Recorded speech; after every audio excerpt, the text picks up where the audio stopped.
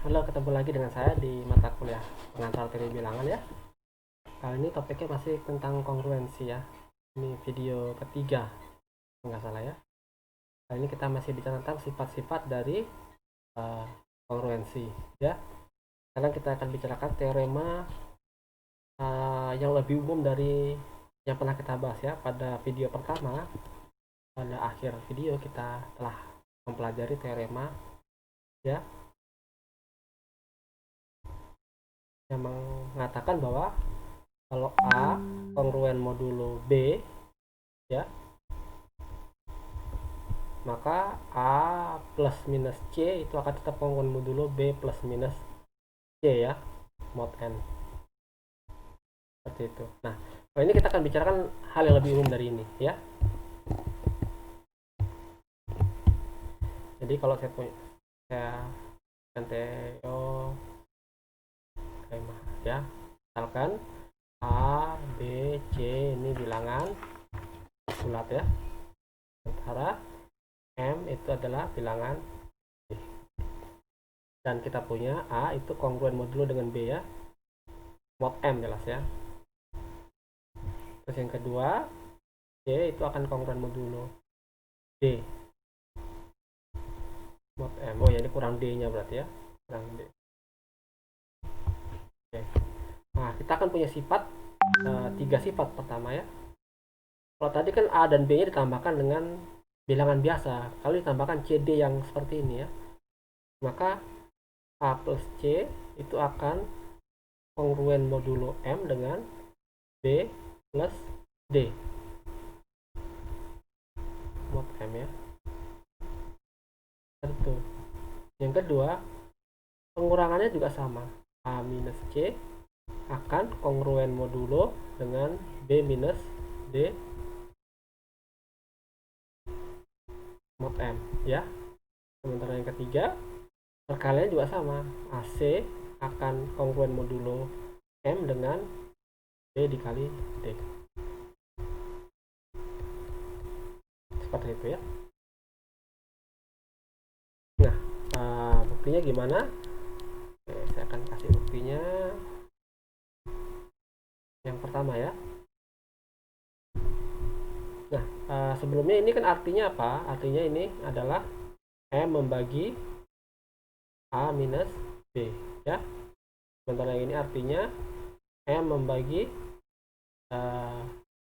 C minus D ya. Nah, ini sendiri artinya adalah A min B sama dengan K kali M ya, untuk suatu K bilangan bulat ya. Sementara ini adalah C min D sama dengan L dikali M. Oke, kalau kita tambah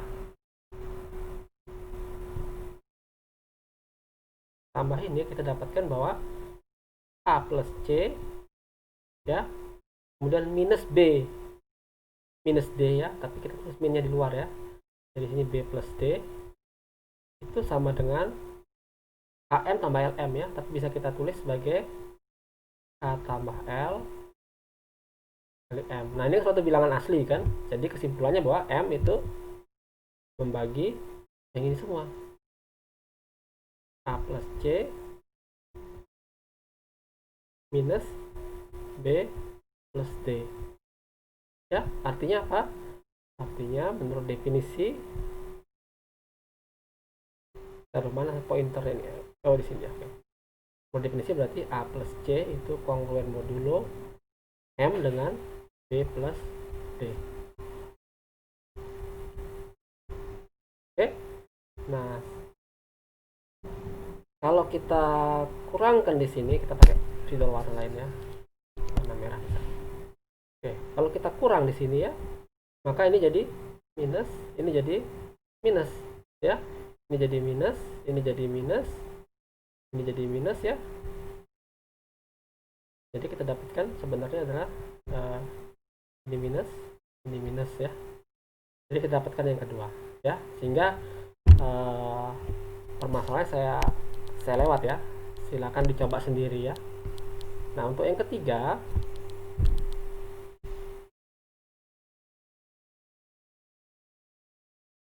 Oke, kita lihat bahwa AC min BD itu sama dengan AC, oke,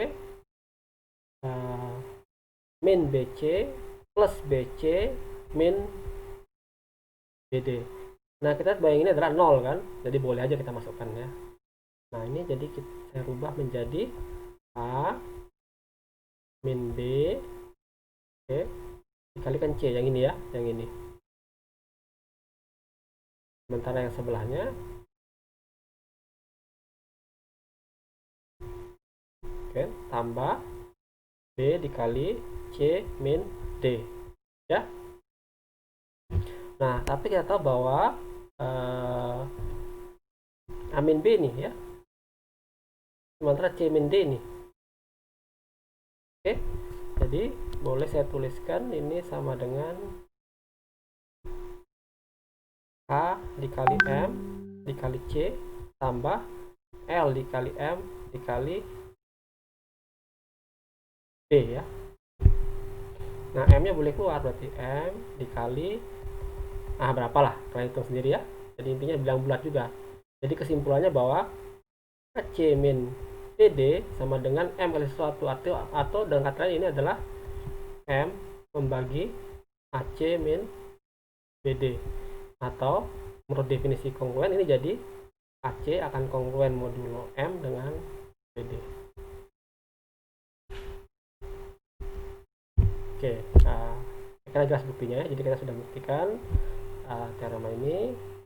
Kita coba buat contohnya ya, satu buah contoh aja deh ya, cukup kayaknya. Jadi 13 itu kongruen modulo 8 dengan kongruen modulo 5 dengan 8 ya. Sementara 7 itu kongruen modulo 5 dengan 2. Nah, kalau kita kali 13 kali 7 adalah 91 ya. 91 sama dengan 16 mod 5. Oke. Contohnya. Oke, kita beralih ke teorema baru ya. Jadi ada sifat baru di sini ya. Teorema. Ya. Nah, teorema ini mengatakan kalau ABC, tulis dulu ya biar formal, adalah bilangan bulat, kemudian K dan N itu bilangan asli. Maaf, asli begini nulisnya. K jika A itu kongruen modulo M dengan B. Oke. Maka kita dapatkan bahwa A pangkat K itu akan kongruen modulo M dengan B pangkat K.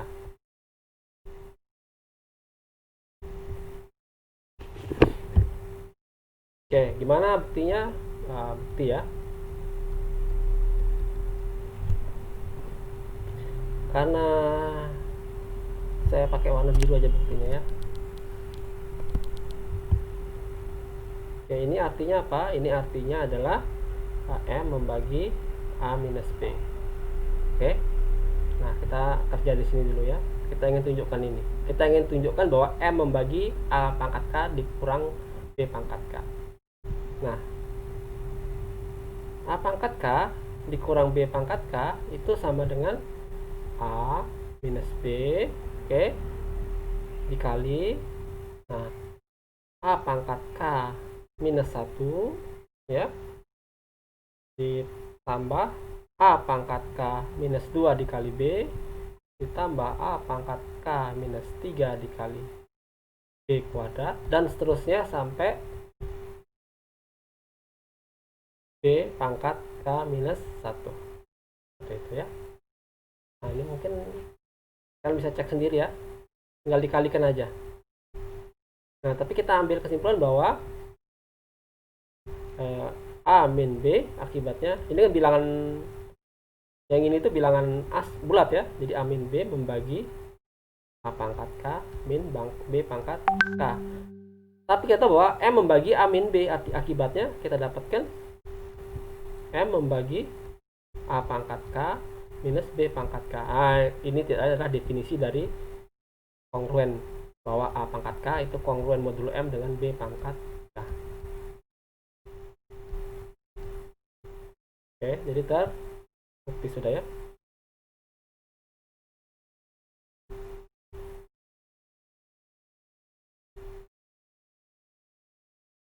Oke, kita balik ke warna spidol warna hitam ya. Contohnya 7 itu kongruen modulo 5 dengan 2. Akibatnya 343 itu akan kongruen modulo 5 dengan 8 ya. Jadi 7 kan 343 kan 7 pangkat 3, sementara 8 2 pangkat 3 seperti itu ya. Kurang lebih ya contohnya. Oke, kita teorema baru ya.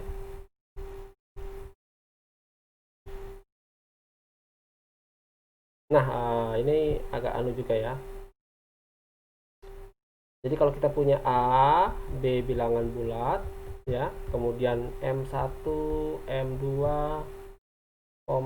sampai M pangkat K itu bilangan asli ya.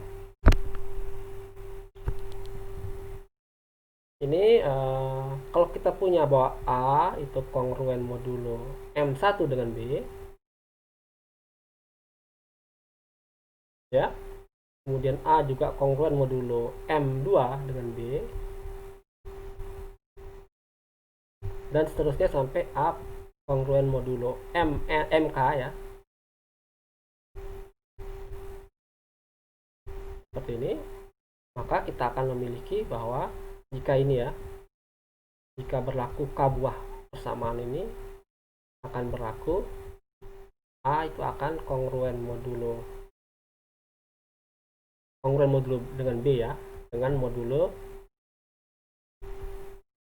M1, M2, titik sampai MK. Oke. Nah, apa ini? Ini adalah KPK ya. Oke, buktinya bagaimana?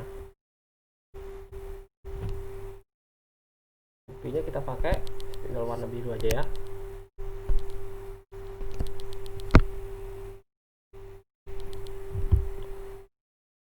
Oke, karena A kongruen modulo dengan B untuk modnya itu M1 sampai MK, maka kita dapatkan bahwa M1 membagi A minus B ya. M2 juga membagi A minus B, dan seterusnya sampai MK juga membagi A minus B ya. Oke, dari sini kita dapat simpulkan bahwa KPK-nya M1, M2 sampai MK itu akan membagi A minus B ya. Nah, ini dari sini otomatis dari definisi langsung bahwa A akan kongruen modulo KPK itu ya dengan B. M1 sampai MK. Saya kira jelas ya, tapi mungkin pertanyaan kalian mungkin dari mana ini jadi seperti ini. Ini sebenarnya sudah pada bab sebelumnya ya. Saya kasih gambaran dikit dengan spidol hijau ya. Spidol merah aja biar jelas. Saya ambil contohnya aja ada ya. Ini untuk bukti lebih detailnya bisa kalian coba sendiri, tapi saya akan memberikan bukti untuk dua ya, untuk dua saja. Jadi misal, nah, bukti udah biasa ya, tapi kita buktikan yang ini. Jadi kalau kita punya X membagi A dan Y membagi A, kita akan tunjukkan bahwa KPK dan XY membagi A ya. Oke, ini artinya apa? A sama dengan A dikali X, sementara ini adalah A sama dengan Y dikali X ya. Nah, X menurut teorema faktorisasi prima, maka X bisa ditulis sebagai perkalian faktor-faktor primanya ya. Misal P1 pangkat K1 kali P2 pangkat K2. Oke, sementara sampai banyak sebenarnya, tapi saya asumsikan bahwa faktor prima cuma 2 ya. Demikian juga dengan Y.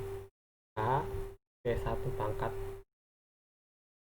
L1 misal, P2 pangkat L2.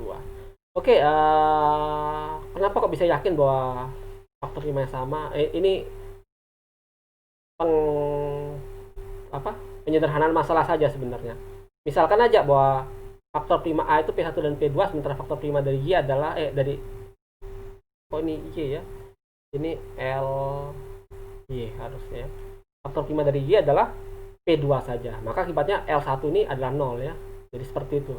Jadi kalau ada K buah itu dianggap dimasukkan semua faktor prima berbeda dari X dan Y ya. Kita pilih. Tapi kalau dia tidak ada di Y, kita pangkatnya 0. Sementara kalau nggak ada di X, pangkatnya 0. Seperti itu ya. Nah, saya kasih gambaran dah. Misal X sama dengan 2 pangkat 3 kali 3 pangkat 5 kali 5 pangkat 2. Sementara Y adalah misal 3 pangkat 2 kali 7 pangkat 4 kali 11 pangkat 2 ya. Maka saya tulis ulang ini ya, dengan X sama dengan 2 pangkat 3 kali 5 kali 3 pangkat 5 kali 5 pangkat 2 kali 7 pangkat 0 kali 11 pangkat 0.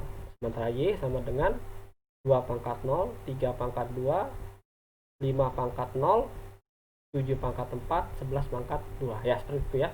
Jadi bisa kita tulis sebagai perkalian bilangan prima seperti ini. Oke? Nah, yang jadi permasalahan ya, oke.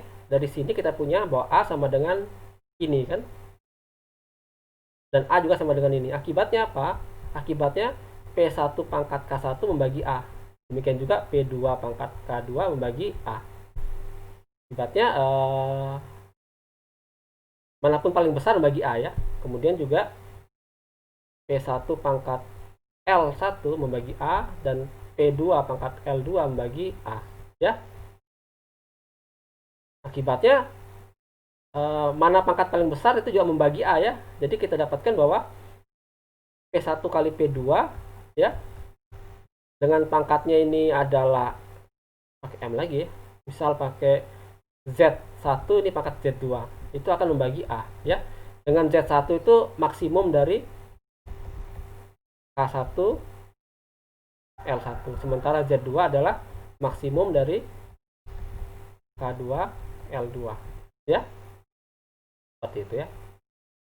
Ya nggak masalah maksimum, karena apa? Karena dua-duanya membagi ya. Yang pangkat K1 membagi, yang pangkat L1 membagi, K2 P pangkat K2 membagi dan pangkat L2 membagi ya. Jadi ini. Dan ini sendiri adalah apa? Ini adalah KPK dari XY. Ya, itu contohnya ada dua. Untuk sembarang bilangan, sejumlah bilangan ya kalian buktikan sendiri ya. Oke, kita akhiri teorema ini dengan oke, kita balik ke teorema ini ya. Kalau contoh ya, kalau ini kalau M1, M2 sampai MK-nya saya kasih warna apa ini ya? Warna hijau coba ya. Nah, ini akibat ya. Kalau M1 sampai MK itu airways relatif prime ya. Maka ini bukan lagi KPK tapi M1 kali M2 sampai kali MK seperti itu. KPK juga sih, tapi tidak perlu ditulis KPK, cukup dikasih perkalian seperti itu. Oke, jelas ya teoremanya. Kita sekarang move on ke contoh. Contoh kita pakai biru lagi dah.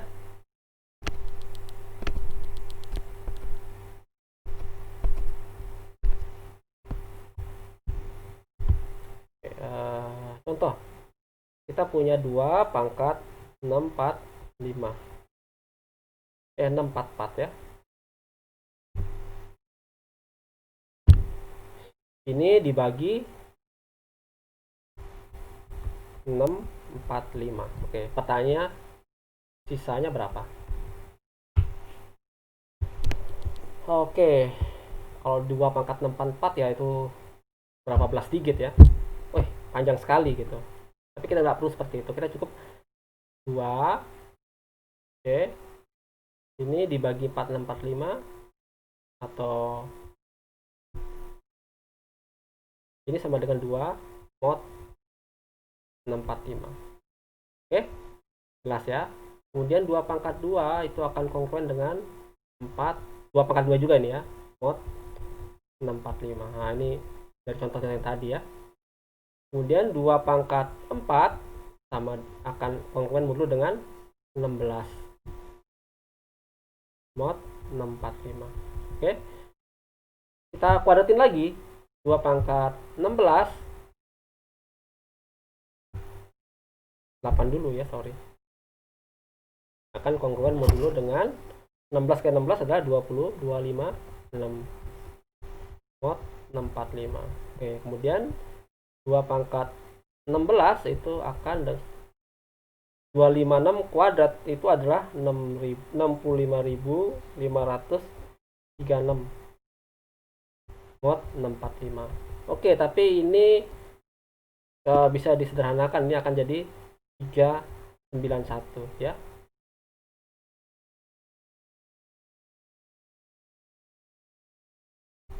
Oke, nah dengan sifat-sifat sebelumnya kan coba sendiri banyakkan 3 sama 391 ya. Kemudian 2 pangkat 32 itu akan kongruen modulo dengan 391 kuadrat ya. Nah, kalian bisa hitung sendiri nanti dapatnya ujung-ujungnya adalah 16 mod 645. Oke. Kemudian 2 pangkat 64 itu sama dengan 16 kuadrat 256 mod 645. Kemudian 2 pangkat 128